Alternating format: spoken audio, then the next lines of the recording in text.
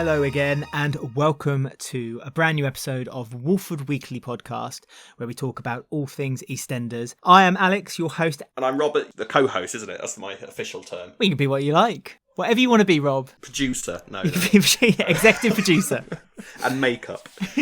How are you, Alex? I'm very well. I'm fine. I don't want to. Before we turned on the microphone, I gave you my woes of the day. And Alex had a bad day today. I've had a bad day. He couldn't find a spoon. He had to use a dessert spoon to stir his coffee. He's had an appalling day. I mean, that was just the icing on the cake of a day that I've had. But I shan't bore people with my day. But would you like? Why? I had to be. Yeah, but you take pleasure in hearing my demise. You I enjoy do. it. Yeah. Your demise. Yeah. Well, I think it was that bad. I'm slowly just. I don't know. Disintegrating. I am. It's just been one of those days. So it's obviously this week was Children in Need Week on the BBC in the UK. So any listeners outside the UK, it's a charity event. Bit of a different one this year, obviously due to COVID and all those bits and pieces. Is there a virus going on? I've not heard anything. Something's happening. I don't know. I'm not too sure. I think we're meant to stay home. I'm not too sure. Obviously, we said last week that they didn't do a song and dance number with EastEnders this year. Instead, there was the episode of The Wall. But I wanted to ask Rob, because Ben and I did an episode way back, when we first started the podcast, where we talked about all the special editions of EastEnders that were made for Children in Need. And I suddenly thought, I would never ask Rob. Rob, we've never asked you. What has been your absolute favourite moment or Children in Need moment with EastEnders? I have to say it was probably the EastEnders Corrie crossover. Oh, I liked that a lot. It was funny. The Corrie characters just looked quite fun on the set of EastEnders, and then you had some of the EastEnders lot going across to Weatherfield. Zainab, absolutely horrified at the prospect of Eileen Grimshaw having a gay son and a gay landlord. And then, of course, you had Gail Platt and Denise sat in the cafe in EastEnders talking about who had the worst serial killer husband. I mean, I love that moment, especially when she puts on congratulations at the beginning on the jukebox and she starts dancing to it. And then finally, a good old-fashioned soapy Duff when it's revealed that Liz McDonald is actually Cat Slater's mother. And you can kind of see it. You know, they both wear leopard print a lot, and they're both brassy tarts in their own little way. So I can see that work. I think it's canon. I would happily have Liz McDonald come onto the soap as a full-time character. Why I don't think we ever actually met Kat's mum, did we? I don't think so. No, I don't think we did. So why can it not be Liz McDonald? There we go. I mean, even if we have met Kat's mum, you could still argue with the way the writing has been recently. Why can't it still be Liz McDonald for her mum? Why not? Because they both had the same charm bracelet, didn't they? And she gave it away to her daughter. And so it works. Why not? It's about the level of storyline that we'd come to expect. So I think it would work. It would be fine. Yeah, give it a go. We have posted a Cliff Note version of that episode on our Twitter, because Twitter are only allowed to show 2-minute videos, so I kind of cut it down to a 2-minute video. I'll see if I can dig it out, and if anyone wants to watch that, then follow us on our Twitter. Great plug, at Walford Weekly. And I'll see if I can re-find it and repost it this weekend for anyone to watch it. But I have to say, my absolute favourite was when they did the Doctor Who crossover, and they had all the different doctors, and they even had Carmel before she became Carmel, because obviously the actress, she was already a character in Doctor Who. Mel, I think her character was called in those days, wasn't it? Well, all I remember is that you had to vote. It was a premium number, whether you wanted Big Ron or Mandy Salter to take over, fight off the enemy who come to the square to try to destroy the Doctor. And the vote was ultimately Mandy Salter. They did film both endings, and I think you can find them online. Go to YouTube and you can see the alternative ending, the Big Ron ending. It's on the same editing room floor as Janine lying on the bottom of a cliff pushed by Barry. Yeah, exactly. Or many other scenes that EastEnders filmed just to... Have you ever seen, actually, now you've mentioned that, I'm sure you do know, the anniversary episode when Bradley ultimately met his demise by jumping off? Yeah, I've seen a few of the endings. So I think they're on YouTube somewhere. You got, I think there's, of the different kind of characters going, "Oh, I did it. It was me." And I'm pretty sure they're all available on YouTube. I can remember seeing them fairly recently. Yeah, I saw them somewhere, and it's really, I love seeing that. Obviously it was rehearsals, and it was to get the press off the set. I think one of them was Ronnie, yes, as well. But no, Bradley. It was Bradley. Bradley hit him round the head. Poor old poor Archie. Queen Vic. It's I said the poor Queen Vic. Vic bust. It's gone through some proper trauma over the years. It's as much as any character has. It is a a murder character. weapon, been burnt, been thrown at the bottom of the Thames. Yeah. Anyway, shall we talk about this week's EastEnders? Well, Go on then. I think we've delved into the past enough. Let's talk about the now. So, first of all, then, let's talk about Mick. And how he made a huge mistake. It was all in his mind, and I think he's accepted that now. He literally closed the book at the end, because he closed the photo album when he realised that the dress that Linda had worn was mistakenly the colour that he thought it was. So he's closed the book on it. We thought he had, until Tina we love decided, a metaphor. We do. And until Tina decided to kind of reap it back up again when he was working behind the bar for Ian.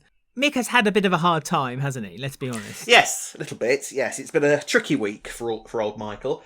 Katie is just somewhere else, isn't she? A little bit of scum. I love Katie. I really do. I love the way that she is still manipulating Mick and treating him like the small boy she knew. And just the way she talks to him. You can see Mick as a teenager as she speaks to him. I really like the character of Katie, and I think it's been portrayed really well. I thought it was mad because when she first started saying a few lines, I kind of thought, oh, it's a bit flat, I didn't, but then I kind of realised as the episode went on, oh, actually that's the entire point, isn't it? She's supposed to be just this completely and utterly normal woman on the exterior, and then obviously this evil sort of paedophile on the inside. Because if you'd brought her in and she'd had the camp pantomime villainous of someone like Suki, it would have been a very different story. But the whole point is that she is just seems to be completely normal. And yeah, she is ridiculously good at just twisting the situation around. I was a bit confused though, because they talked for a while and we discovered, in inverted commas, Katie's side of the story.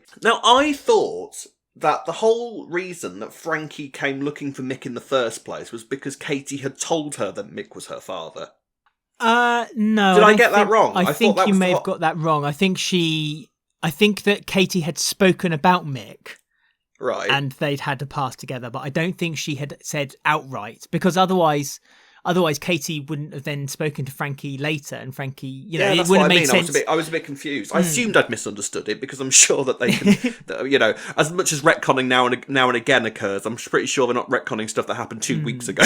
No, I think that Katie had spoken about Mick in a kind of fond tone, and perhaps maybe she'd kind of released that her and Mick were very close, and I just think Frankie may have taken it then the wrong way. I mean, it is strange how Frankie would have jumped to that conclusion so quickly that Mick That's was what her I mean. father. I think I've missed like the moment where that kind of was landed on from Frankie's part. I think I must have got that confused somewhere along the line.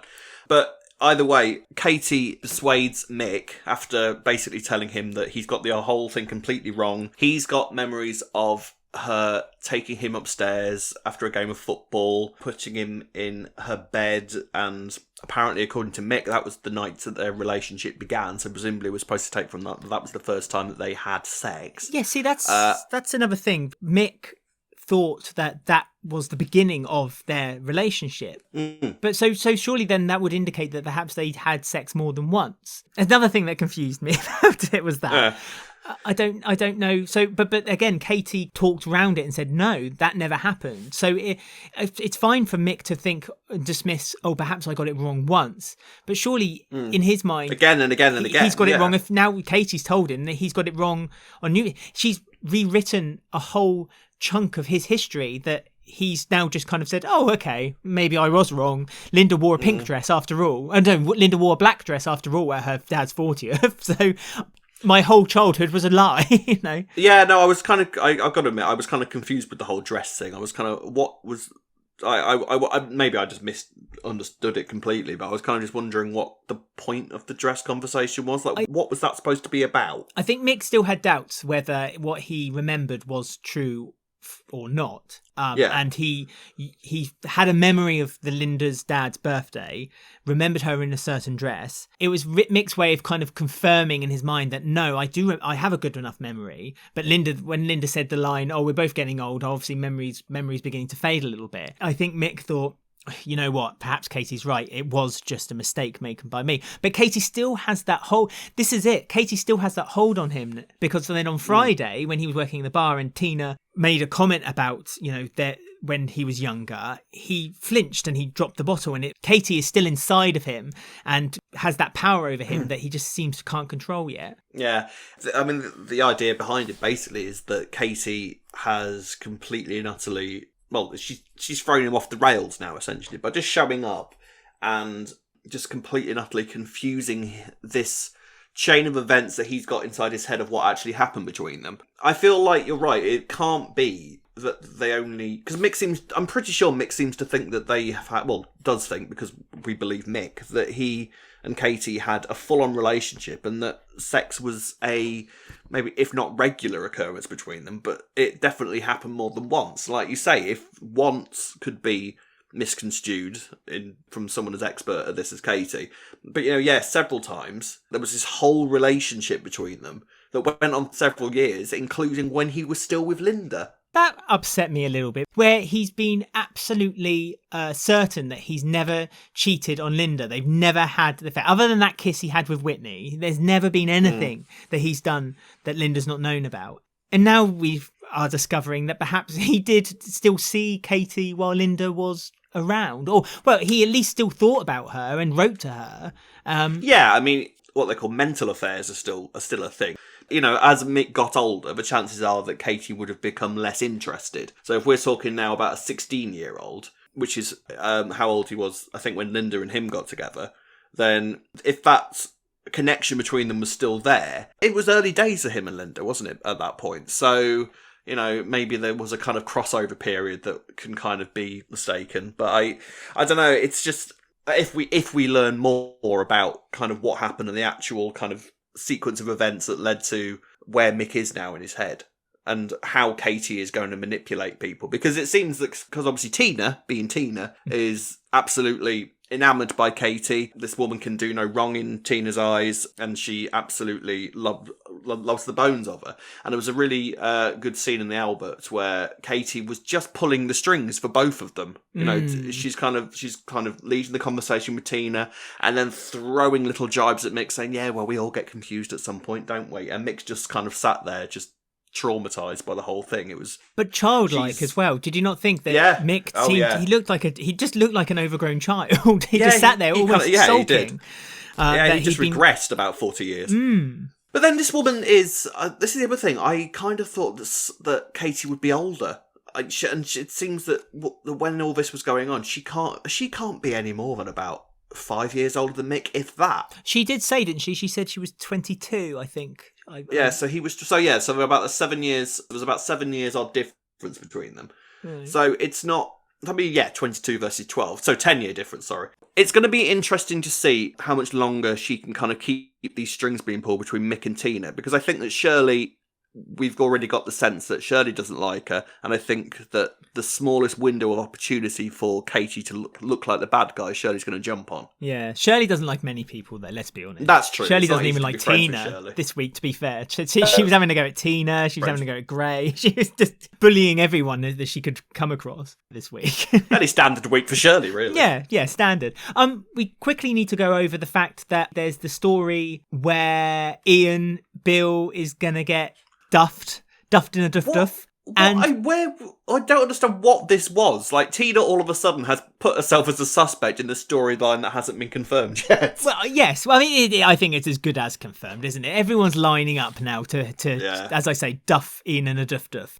Tina's the most tenuous, I would say, right now, and it's going to be quite poor if it turns out to be Tina. Well, which we know the actress who plays Tina is leaving.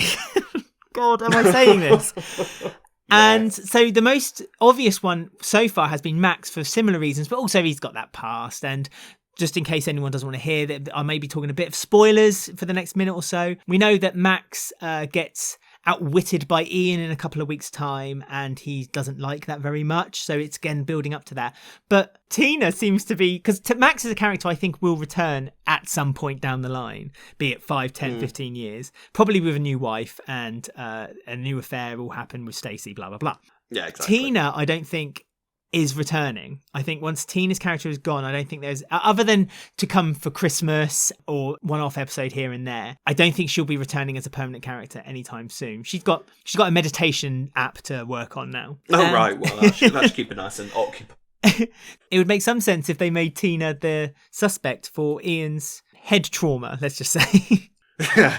I mean, because Tina by the end of the week is glaring at Ian because Ian got a bit smug with Mick. He sort of did his whole "I'm the landlord, you're not" little Ian moments and got Tina cross, and Tina glared at him from across the street and called him a maggot. So that officially puts Tina on the suspect list. So God knows where that's going. I just feel that it's just one of those kind of moments, isn't it, though, where Tina is going to probably get the most material that she's had throughout the entire time she's been on the square, since her domestically violent, abusive relationship with her ex-girlfriend. Tosh, that was it. And, it's going to be one of those things where all of a sudden Tina gets all this development just as she's leaving. Yeah, I know. It seems like she's now high on my list of the suspect of who's going to do it. I mean, we're down... It could be Kush, for all we know. On Twitter, someone had said that we're up to 10 suspects now. So let's work this out. We've got Peter, Peter, Kathy, Tina, Max, Bobby,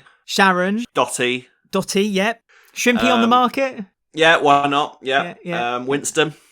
Okay, well, that's the 10 then. So I think we've got it. There you go. I think it's going to be Winston. I've got strong suspicions. I mean, if you were going to put a bet on right now, who, on a storyline that we don't know for certain is going to happen, but we're pretty sure will, who do you think is going to be the suspect?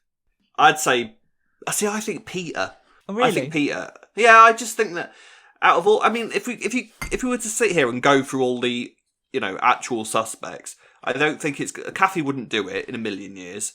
I don't know. She was pretty angry with Ian this week. Yeah, but she threw a bit of underwear and then she was all right. I think Kathy gets over these things quite quickly. Bobby's too obvious, and I think it would just sort of be poetic justice if Ian has actually driven practically all of his kids at some point to attack him. I think it would sort of, it would. I think it would suit current Peter quite well. Okay, What about you? I wouldn't want it to be Peter, quite honestly. Just because I don't think that they've done enough for Peter to give him this big story. But Tina called him a maggot, so yeah, she's much more likely. Well, I know. Yeah, but I think if the obvious one is Max, it has to. Max is the obvious one. But I personally think it's going to be Bobby. I do. Oh, I hope not. I don't want Bobby to become a psycho again. There's so much happening to him, and it's just all becoming so overwhelming that it... Yeah, I mean, presumably this anxiety stuff is building up to something. And I just think that it would make sense for Bobby in the way that they're writing it and building it up to become. And I still think it will be because Ian will steal money from the Lucy Beale Foundation. Oh yeah, for sure he'll do that. Yeah. But then again, throughout all of that, still pretty sure that Sharon knows what's been going on. So what was the point in the subtlety of the text message and all of that sort of thing if they're not going to go further with it? So who knows? Maybe it'll be Sharon and Bobby. I don't know. Every time I just see Sharon and Ian have a scene now, I just can't not think something's happening. Something's going to happen between them. Something's going to happen. I'm the same. But then again, it might just be as simple as Sharon just hits him over the head with a toilet brush. Let's talk about something a little bit nicer, and that is Denise. Yes. And Denise and Raymond, and she's trying to bond with Raymond by going to his church, and Jack's back on the scene as well. Jack couldn't keep away from her. He's back there. No, can't get enough of Denise. No. It must be the fish fingers. It must be. I mean, Denise has got quite the record of not being able to cook quite basic foods. Pasta, fish fingers. Yeah. I'm pretty sure she'd burn a sandwich if she could. Yes, Denise is clearly struggling with looking after Raymond. And it's understandable, because this poor kid has been thrust around to so many different sort of scenarios. It's been quite a lot of trauma for a kid that can't be, any older than 3, 4? Yeah. I feel really sorry for Raymond. I mean, the kid is brilliant. I actually He's love so cute, isn't he? He's fantastic. Cute. I love the way he just kind of I mean, he's a child, so he probably doesn't realise that he's being so brilliant. But I just love the way he I love the way he just kind of seems to nonchalantly just kind of look at the world around him and not really care. And Denise talks to him, and he's like, "Yeah, whatever. You're not my mum," and like just kind of just moves, moves. And then as soon as he got to the church, and he started swinging his arms around and like he loved it. He turned into a right little gospel child, didn't he? Oh, it was brilliant. He's so cute. It really did. It lightened up my day. I will say, though, during this Denise storyline, got my back up. Oh? There was a scene where Denise was on the phone and there was just a completely and utterly pointless little sound effect cutaway thing that presumably was supposed to build up intensity, achieved absolutely nothing. Why is it there? Why do they keep doing this? I'm getting to the point where I think they're just putting it in to annoy me. They may as well hold up a sign going, intensity building! Like, I don't need it. Well, have like Beyonce Noel Cyrus. Yeah. Yeah, exactly. Like, it just, for God's sake, she was only on the phone. It wasn't that dramatic. Well, she was like, trying to... They're using the same... I wouldn't mind if it was a different sound effect to the one that they use whenever Mick has a panic attack. You're telling me that they're going through exactly the same sort of mental trauma at the same time then, when Denise is having a bit of difficulty on the phone, to when Mick's, like, thinking he's going to die from a heart attack because he's that panicked. Well, Denise was trying to organise a therapy session to try to help her communicate with Raymond. It's pointless. I feel sorry for Denise. You're talking now, and I just sat there doing an underbed of... Doesn't add anything, does it? It's just irritating. Yeah, but no one can see the franticness in my face right now. You've got a twitch like appearing and some vein popping up on the side of your forehead. My finger is slowly going over the disconnect button as we speak. But the thing that frustrated me was that, again, Denise was beginning to become this really strong female character, and I love the way that she's having to look after Raymond on her own. She's got the help from Shirley and from Isaac. Great scene actually this week with Isaac, this week as well with Phil, when she said, "Why didn't you ask Denise what's going on?" Because she'd be more than happy to tell you what's going on. So he knows that Phil's trying to do a cloak and dagger and with Denise, but doesn't really know the full extent of it. Which I love. And I just love that Denise is kind of, even though she did have this frustrating moment on the phone this week, and she burnt some fish fingers while she was trying to organise a haircut for someone at the salon, she still is like doing it on her own, essentially. Kind of let me down a little bit that Denise then needed Jack's help to pay for the therapy for Raymond, and Jack needed to come along to the church to help Denise out, and it felt a bit like, oh no, Denise doesn't need that. Denise is a strong woman. Certainly doesn't need Jack doing sort of soap character 101, turning up with an envelope full of cash that nobody has easy access to. Yeah, I know. I mean, it's just paving the way. It's one of those stories with Denise and Jack where they've had a little bit of a breakup. They'll be back together again in a couple of weeks. It's just one of those sort of pointless little preambles to sort of give the story a little bit more meat. I love that when the pastor said, "Oh, your husband," and Denise was like, didn't correct maybe. him. Yeah. No, yeah. Maybe. Yeah. So I'm wondering if that's on the cards. I mean, you were so happy when Denise and Jack broke up. I feel like I'm in a minority with this. I'm not, like, I don't mind them together. I just don't feel that they're that exciting a couple to watch. Like, they're one of the... See, to me, a soap relationship should almost be a character within itself. Do you know what I mean? Like, it should be a sort of relationship where you look at the two characters and you know exactly what their relationship entails. You know, like Mick and Linda, we've got a good idea of how they are together. We've got a good idea of what their relationship is like. Whereas with Jack and Denise, it's sort of just there. We know they're together. They share the odd scene where it's kind of like, I love you. Yes, I love you too. Like, we're together. And that's about it. Do you know what I mean? I feel like I need more of them, sort of, which I'm assuming is kind of what we're getting at the minute, but it just seems a little bit too late for me. I want that initial stuff there for me to fully support them getting back together if they're going to randomly break up every now and again. Also, Jack's forgotten that the reason they broke up was so that they could both take their own direction and looking after their own kids. And because Amy's a psychopath. Yeah, and now Amy's just been forgotten again. And I worry that this is a story that once Raymond has found his feet and they recast Raymond so then he becomes a speaking role, because that's inevitably going to happen, like they did with Ricky. And I just worry that perhaps then it's going to be a story where Amy feels a little bit left out because Ricky's got a brother now, and so Ricky's kind of, he's got someone he can bond with, and Jack will be more concentrating with Raymond, his own new little family that it's been ready-made for him. And so Amy's slowly getting pushed out again. I wouldn't mind that though. That's how Lily will get her. It's how evil Lily. She'll be watching from the sidelines and she'll go, I see a victim. And she'll take Amy under her wing and everything will be delightful, and then Amy's life will be ruined by evil Lily. That's my prediction. I took a triumphant sip of my tea when I gave it. A little nod like in Shaun of the Dead when Absolutely. All right. Talking about relationships, if we may, there's a new one blossoming. The honey pot is open for anyone who wants to join in, because Jay the Hornet is coming in for some sweet stuff. So Jay doesn't want anything to do with Lola anymore, and isn't that upset about it. Quite happy. No. Moving on. He's like, you know what? I thought I'd be upset, and I'm not. So who knew? Yeah, let's just forget about it. So bye, Lola. Either find Peter or God knows what's going to happen to you. You're in the abyss now for the foreseeable future. The reason Jay made this decision was because of Honey's speech that she made in the Vic. And there was I'm surprised you didn't mention this, the little slow camera zoom toward Jay's face when the realisation hit him. Again, another little camera technique. The realisation I don't mind that. It was subtle. Do you know what I mean? I didn't need, you didn't need like memories of Lola past flashing through his brain at the same time to sort of hammer the point home. It was a nice little sort of artistic camera movement that was barely noticeable. That's the sort of thing I like. I would have loved a flashback. Of like you just basically saw like when you see like all these characters who like go swing around someone's head when they're remembering things. It's like just Lola just sat on his shoulder with her earrings dangling. The pair of them skipping through a field together as Jay stares into Honey's face. Yeah, I can see how that totally would remembering work. When she gave birth in the kebab shop and Jay was there for her. All the classy stuff. Yeah.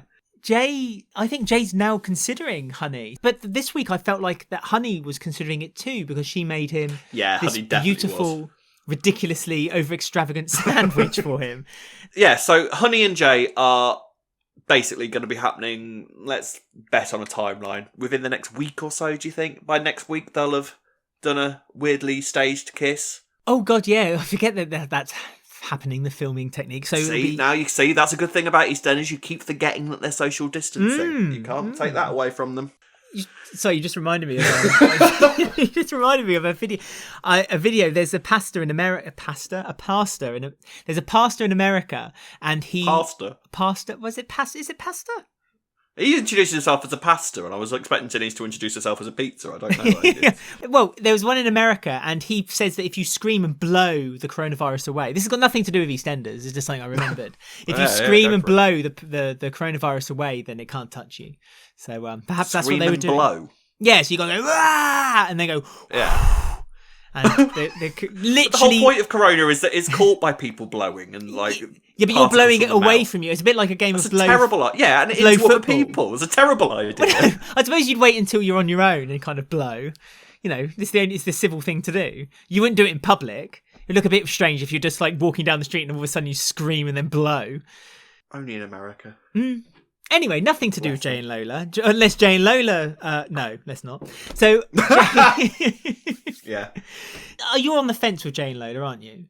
No, I don't. Jay and Lola, I don't, again, they were the same as sort of Jack and Denise and me, just sort of there as a couple, whereas they seem to actually be putting in some legwork for Jay and Honey and sort of building up these moments. They're putting in, do you know what they're doing? They're trying to put in as much effort with this relationship as they did for Ballum. Right. And if they put in as much effort... This is me getting on my high horse here. If they put in as much effort if they put in as much effort into building relationships between characters as they did with Ballum to try and get all the supporters that they knew were going to come with the Ballum relationship on board, as they do with some of the other relationships on the square, I'd be quite happy. Do you know what I mean? I mean, I'd like Honey and Jay. I think they. No, I like them. They're working well together. Yeah, because they're putting in the effort to make them work together. You know, because they're giving them these moments. Both actors work well together. There's good chemistry between them, and they're actually putting the effort in to build on this relationship and make me care about them as a couple. That's all I want. That's the sort of thing that they should always be happening.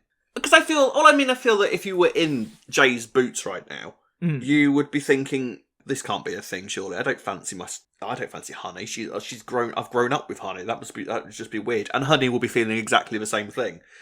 So it's a nice little. I hope they build up on that. I hope they sort of have those moments where they sort of realise there's feelings there, and then automatically kind of stop themselves from thinking it, and it will make the eventual moment when they come together brilliant to watch. Yeah, I think Billy is going to be a huge spanner in the works, isn't he? Billy's a spanner anyway, whether he tries to be or not. That is true. He's not gonna be on board though at all with it, is he?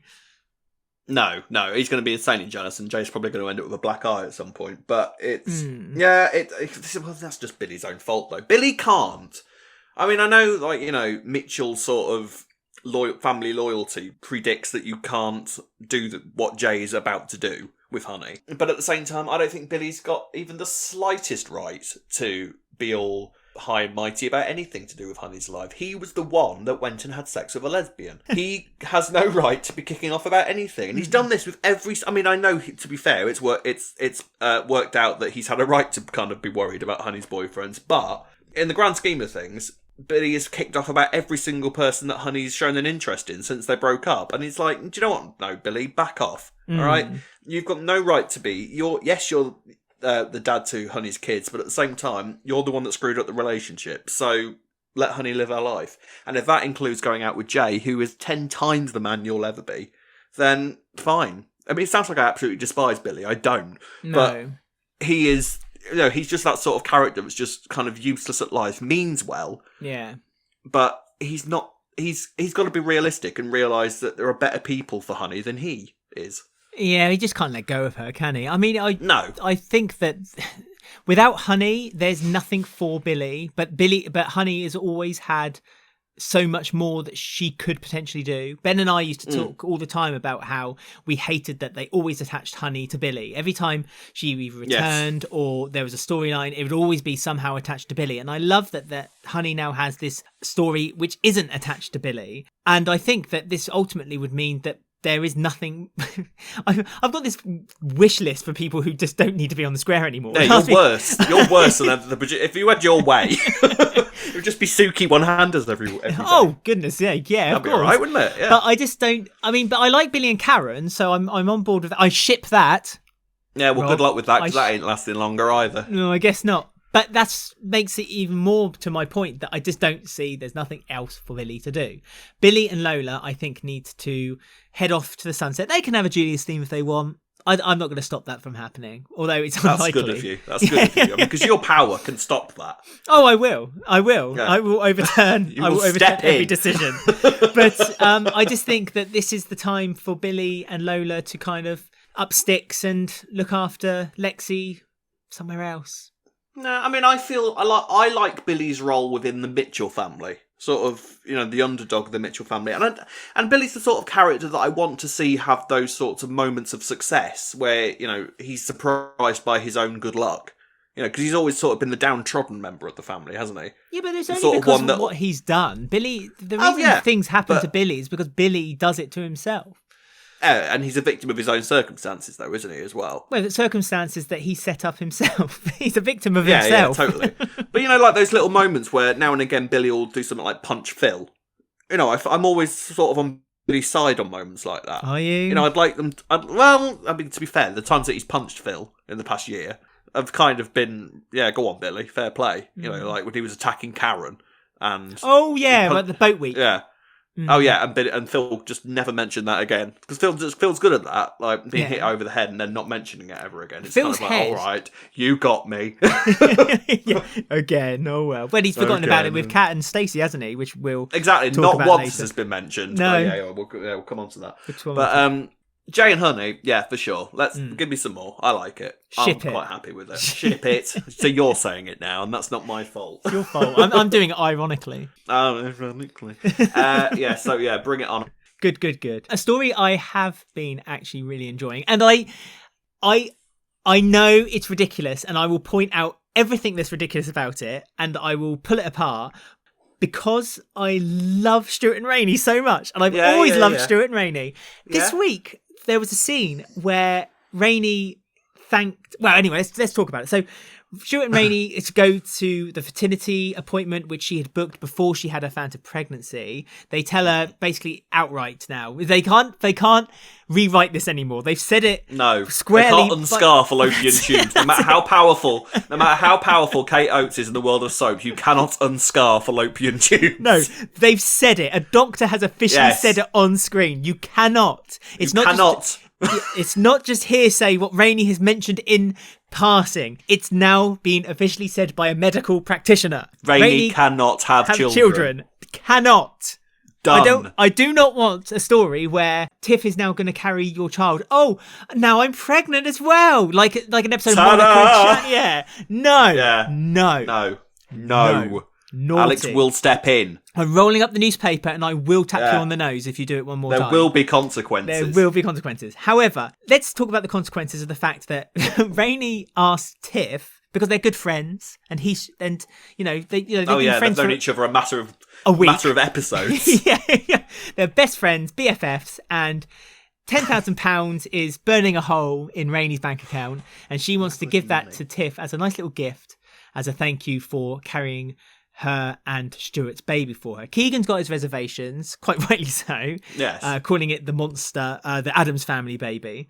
But Mitch kind of gives him good advice. Happy wife, happy life. And only Mitch can do in his misogynistic, sexist, ridiculous way. Yeah.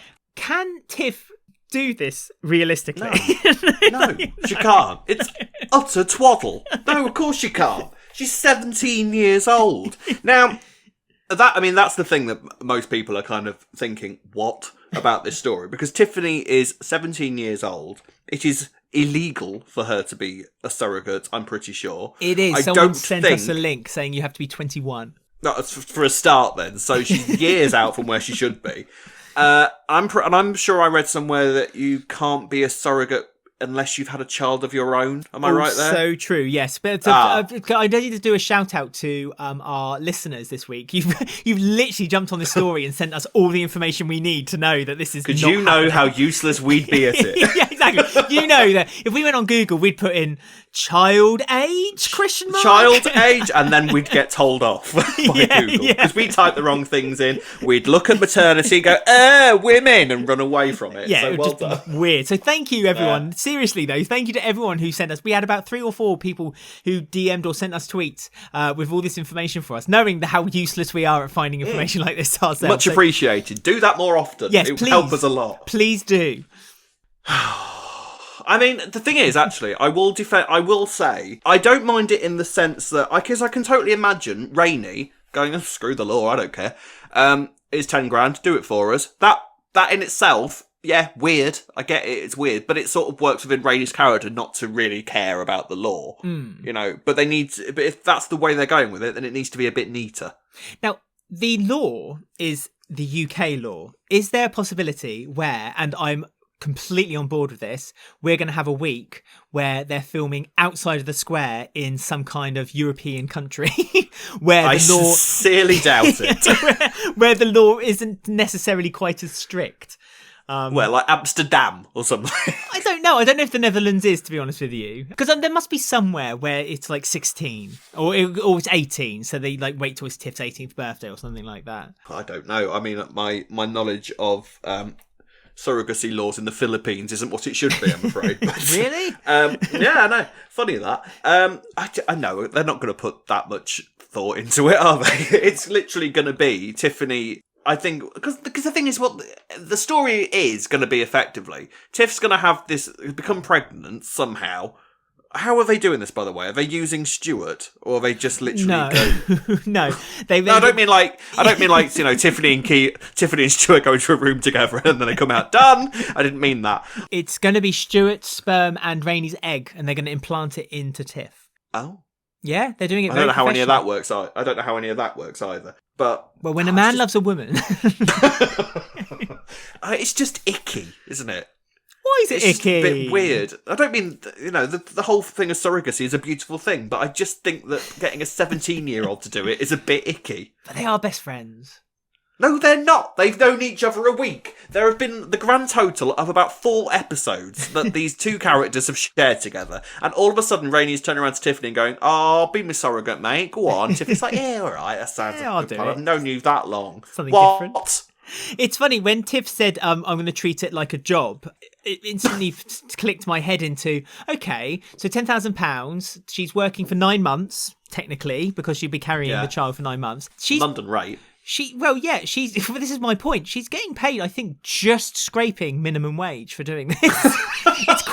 It's quite a big commitment for a 17-year-old girl to do it. I mean, if they'd given it a bit more time, I think, for Tiff to consider it. But the fact that she made her decision solely based on watching a YouTube video of someone giving birth, being a little bit freaked out by it essentially, I feel like she's kind of doing it just to say, I can do it, rather than I should do it. Do you see what I mean? Yeah, but that shows the naivety of Tiff, as in terms of the role in this story, which I'm sure is half the point.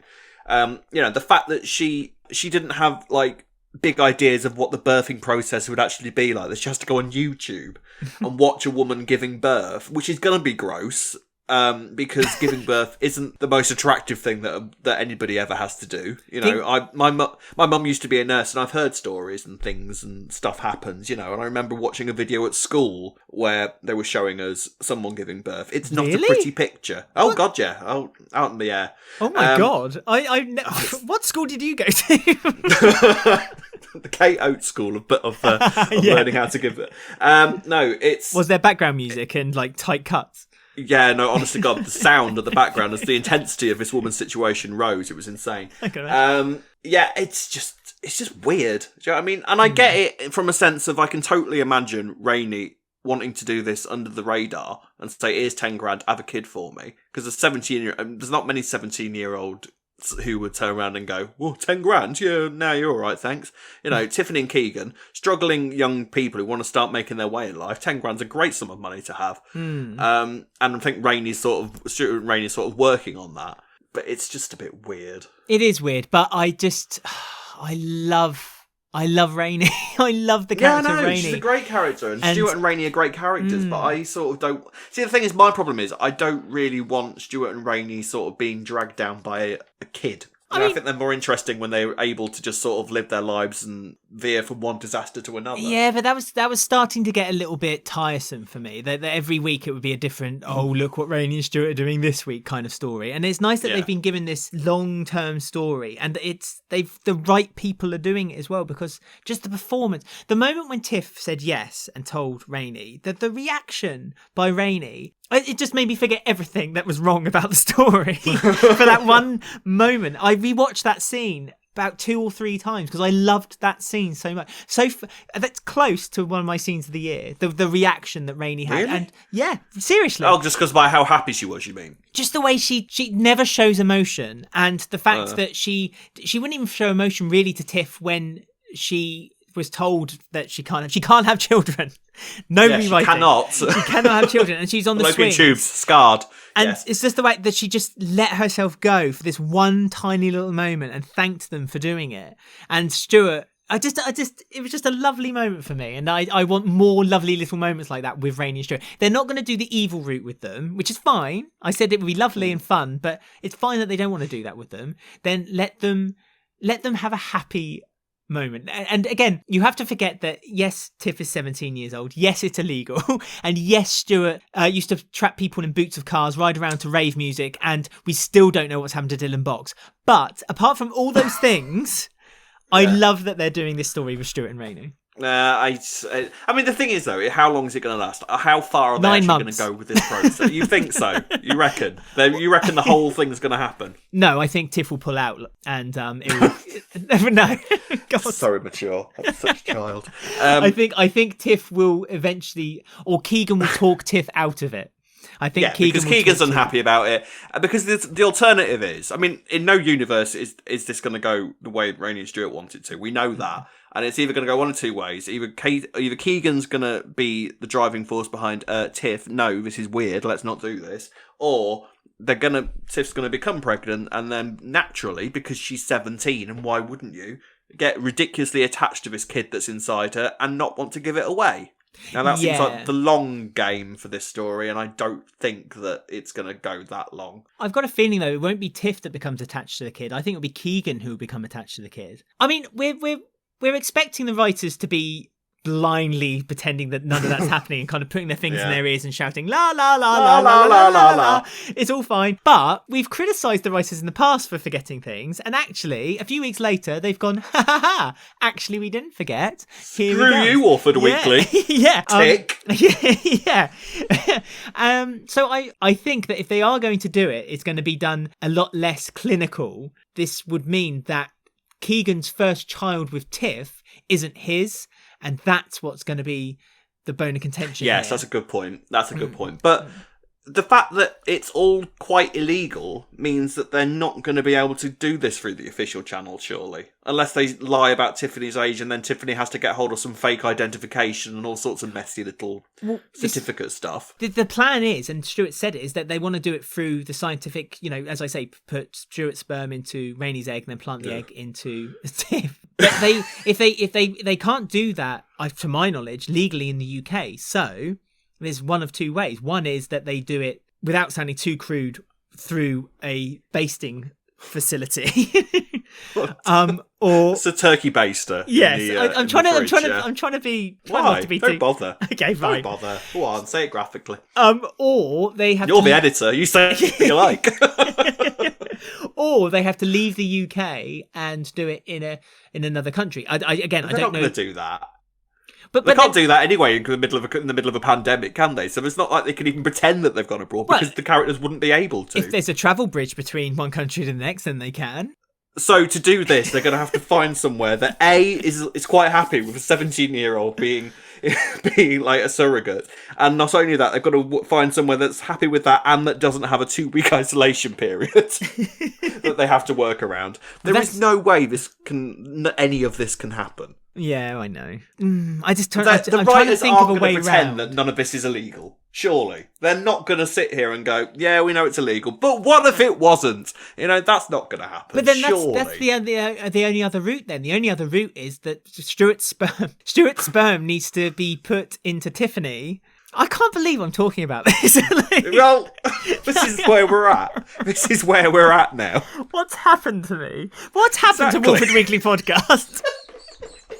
It's my fault. So ever since I came on it really has been, Rob, completely. Do you know what? Let's maybe talk about it next week when we maybe have a bit more clarity of what might be going on with Stuart, Rainie, and the because at the moment we don't know, and it feels weird. That's all. That's basically it. You're looking forward to it. I'm sort of. But I'm looking forward to more Rainie and Stuart because I love the actors and the characters. So it could be anything. This storyline could be anything. Oh, and yeah. You'd be happy that as long as it was a long storyline, as long as it was a long story arc. That's what I want to see. Who knows? Well, we'll see where it goes. We're going to move on to some comic relief where we met a new character this week. We met Malcolm, and he is working for Cat to scope but basically the heist. It's the heist story. Yeah. I'm just going to say it. This story was my highlight of the week. Loved it. Excuse me, if you can sit here and bloody cheer that Tiffany story, I'm allowed to sit here and cheer Phil in a leopard print pinny. All right, I'll give you that one. Go on then. Tell us why you love this story so much. Oh, I just thought it was funny. It was just... The thing is, I like comedy Phil. I think Phil doesn't get the opportunity to be funny as often as he should. Because he's got to be Phil Gruff family. He's got to be that bloke a lot of the time. And yes, that works with Phil's character. But now and again, like similar to when he was helping Kim give birth. Yeah. Steve McFadden does comedy really, really well. Hello. Ben's here, by the way. Oh, hi, That didn't Ben. work. Guest appearance. We're talking about Phil. One is leopard print. Yes. Yeah, I loved that. I thought it was quite fun. Never knew I wanted Kat to be involved in a heist, I must say. Oh, so Exactly. you agree with Rob that this is this is the story of the week? Yeah, it's good. I'd never asked for Kat to be in a heist, but she's in a heist. And we'll actually never the ask for it content's again. Quite good of them.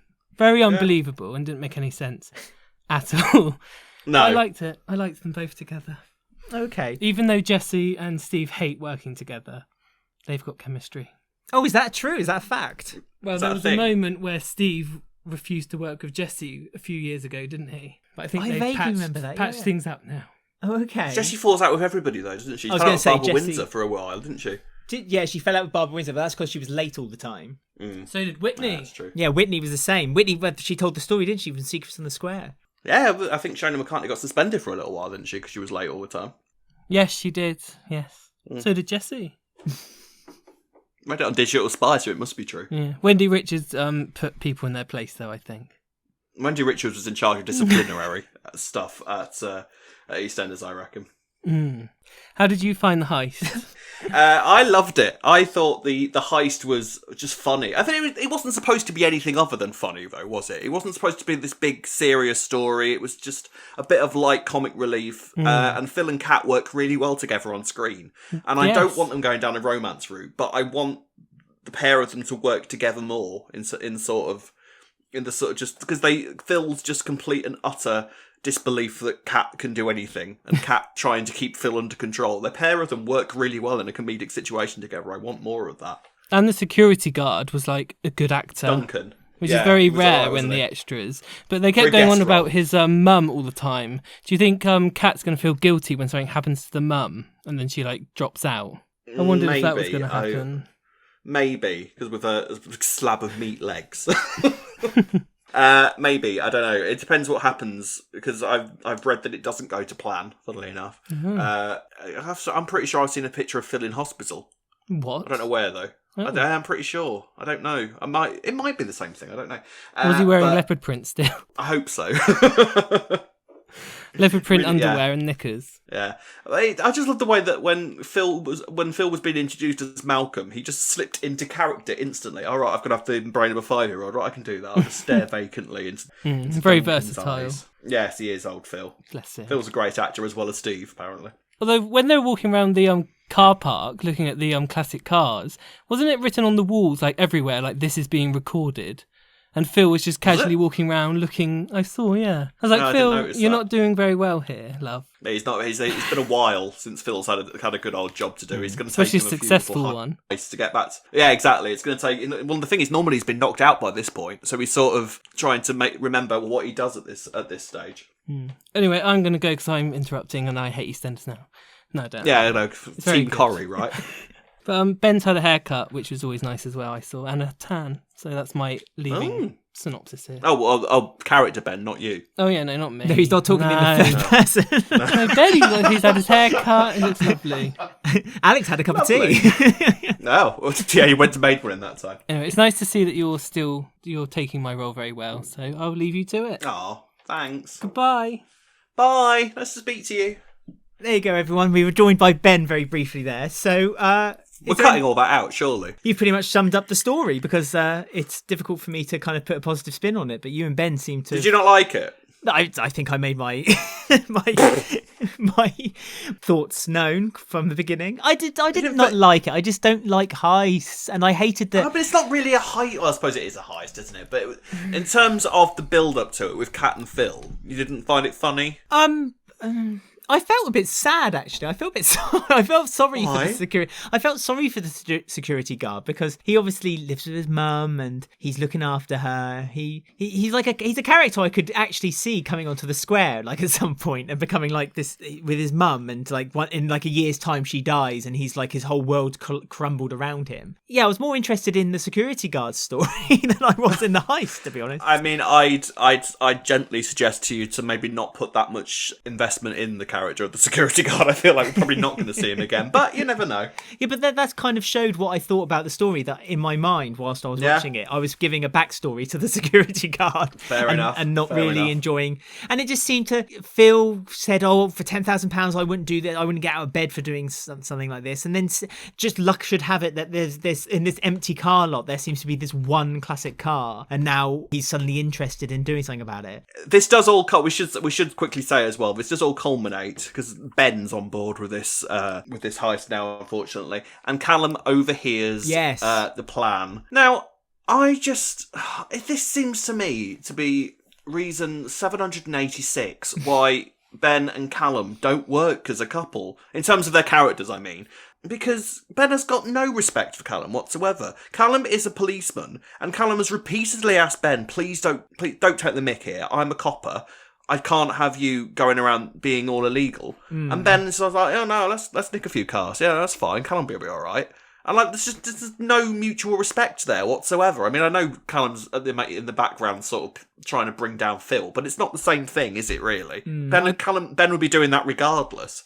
I've got a horrible feeling, though, that Callum will report this to D.I. Gaffney, and it will all be like, oh, yes, we finally got Phil, we know something's going to happen, and the police will be there waiting. I don't think it was a throwaway comment that Kat repeatedly said, don't forget, this is my job, this is my job. And I feel like that Kat is going to be the one who gets thrown to the wolves and will end up getting the criminality of this whole heist, if you want to call it that. So I think that even though Callum thinks this is his way of getting in, I don't think that it will be his way of getting Phil ultimately. But I completely agree with you, especially after last week when Ben was adamant with Callum that, he didn't like that Callum was getting involved with Phil and all these jobs. He's still comfortable to still be part of them, even though he's kind of promising Callum the world and that he won't be doing it. It just feels a bit disjointed. I feel that surely Ballum aren't long for this world, are they? Every week we used to say, oh, that's the end of Ballum, that's the end of Ballum, and every week they'd find a way to get themselves they surprise out. us. Yeah, there'll be another way of doing it. Yeah, as long as Phil is around, there will always be that attachment between Ben and Phil, and Ben's constant need to impress his dad. The answer to the question of who does Ben ultimately love or want the love of most is always going to be Phil, as much as he proclaims that it's not and that it's Callum. And it's just the same old cycle, isn't it, with Ben and Callum? It's always going to be the same old cycle with them. And it'd be nice if they could just break free from it. And we could see a storyline between them, which is a little less Phil-centric or Mitchell-centric, I suppose. Mitchell, yeah, I suppose.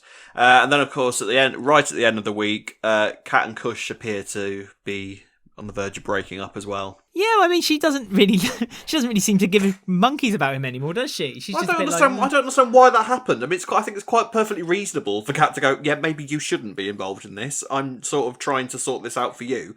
But Kush takes offence to it. He takes offence to it. Because Kush is still gambling. And he's still gambling, exactly. Martin trawling the internet looking for his BFF on the website. I mean, there must be hundreds of gambling websites, and Martin claims he found him in 10 minutes. But yeah, I mean, Kush isn't helping himself, is he? And I think this is a result of basically Kush being ignored after he proclaimed that he has this gambling habit and needs help, and no one seems to care. And so he's a bit like, well, I suppose I did get us into this trouble.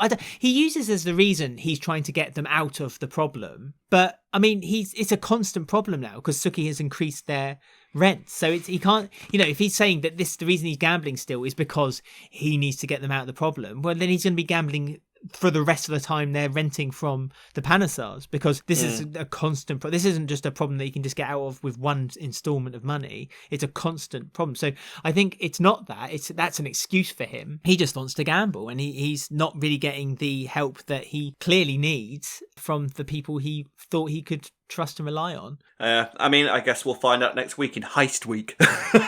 Yay! I think that's the week, really, isn't it? There was a few little other bits and pieces. Whitney doing a bit of extra flirting with Gray, bringing his kids over and reminding Gray that he's their father. Yes, Whitney yet again going into what could be abusive relationship very soon. Oh, Whitney, why do you always get yourself in these little problems, eh? Oh, she just loves it, hasn't she? Poor Whitney. Oh, that'd be horrible to wear. I'm not being horrible to Whit, but it's just that's what I mean. Genuinely, poor Whitney. She's always in these situations. Hopefully, this won't be going on for too long with her. You know, Christmas coming up. Things never last long at Christmas. No, I think this is going to be a 2021 story. I think this is basically Whitney and Gray's future story.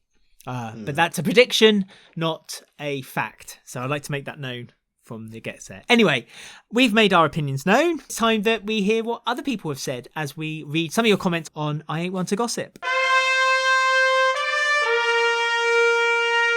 You know me, I ain't one to gossip. And yes, this week, I Ain't One to Gossip. We have several comments throughout the week about the various storylines. We'll start on Facebook. James Reed said about Thursday's episode, I really liked tonight's episode. Kat and Phil have great comedic chemistry. Jessie Wallace was clearly in her element, and it was great to have so many on-location scenes. It was really refreshing. That's true. We didn't speak about that. The fact that the whole thing actually seemed to be away from Walford, and they actually seemed to be a proper building somewhere away from Albert Square. That was nice to see, I thought. Oh, well, I agree with you. That's why I said that I would love a Rainie and Stuart off the Square story. How did you drag them into it? Katie Phipps says, the Tiffany surrogate storyline is creepy and disturbing. You have to be 21 and have your own child before you can be considered as a surrogate. She is a child and they barely know her. Not only that, but they're her bosses. They emotionally blackmailed her into it and offered her money, which is illegal. Have the writers lost their minds? Actually, I didn't take into consideration that they're also her employers. I mean, that's tribunal all over, isn't it? I mean, I thought that seemed like a fairly low on the issues list, to be fair.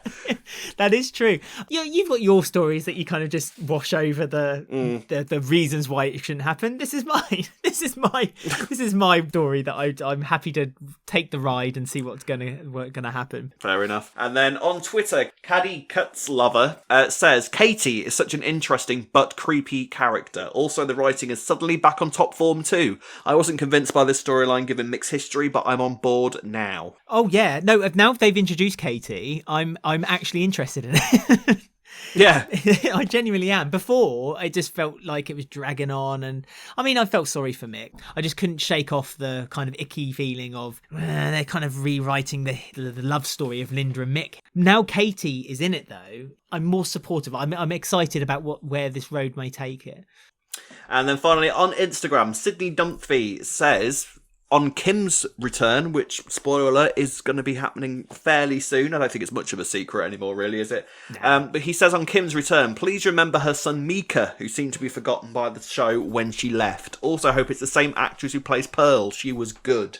I quite like the idea of Pearl and Raymond kind of being little buddies. That might be quite cute. Oh, that'd be fantastic. Yeah. Oh, yes. I can't wait. I just can't wait for the Fox house to just be full of life. As soon as Patrick can come from wherever he's resting at the moment, and I just have Cherie and Isaac and Kim, and then her daughters are coming back. I just can't wait for it just all to be. Oh, it's just so exciting! I really can't wait. It's going to be really good. It's going to be nice. It's going to be nice to see Patrick and Kim back. Hopefully, Patrick's back soon. I haven't heard anything about about Rudolph Walker being back on filming or anything though. No, I hope he's okay, and I all our love out to him. I hope. Absolutely. I hope he's fine. I mean, is he the oldest cast member at the minute? I mean, no, probably Layla's older than... Dot's not in it anymore. Dot is still a cast member. She's not in it. She's not coming back, though. She wrote a poem. She has. She made a tape recording for Sonia. She did. She has to come back because she has to have her goodbye story. If they do not give Dot a goodbye story, no, they have to. We were watching an interview. Sorry, let me give a backstory to this.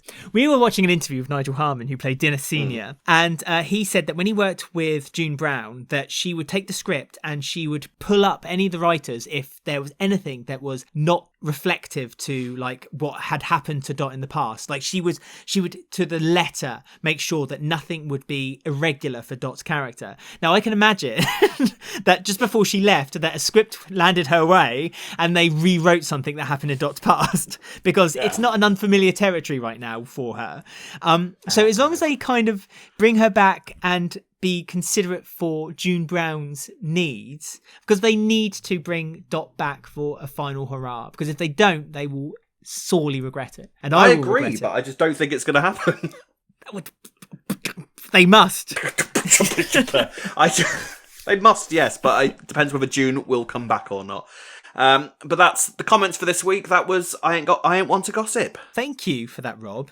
You can do that Pleasure. next week as well if you like. Oh, thanks. Homework. Yeah, Such more a hard homework. taskmaster, isn't he? I am. The Slave whip driver. is out. The whip is out. Ooh. If you guys want to get in touch with us, then the best way is to get in touch with us on our Facebook group, our Twitter, and our Instagram. If you find us just by searching Walford Weekly Podcast on any one of those three. If you're listening to us on YouTube, don't forget to give us a thumbs up, to subscribe, and click the bell so you get notifications for when more of our videos come up, including our spoiler cast that comes out every Tuesday for what's going to happen the following week on EastEnders. If you are like me, though, and you prefer to have your podcast in an audio form, then you can listen to us on Apple Podcasts, Podbean, Spotify, or any of your favourite podcast apps. Don't forget to subscribe so you don't miss an episode. Thank you again, Rob, for joining us. It's always a pleasure, never a chore. A pleasure as always.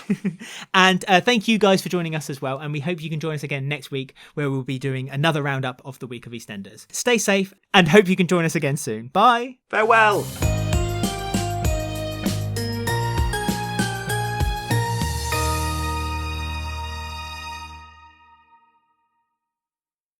Like a smelly sock.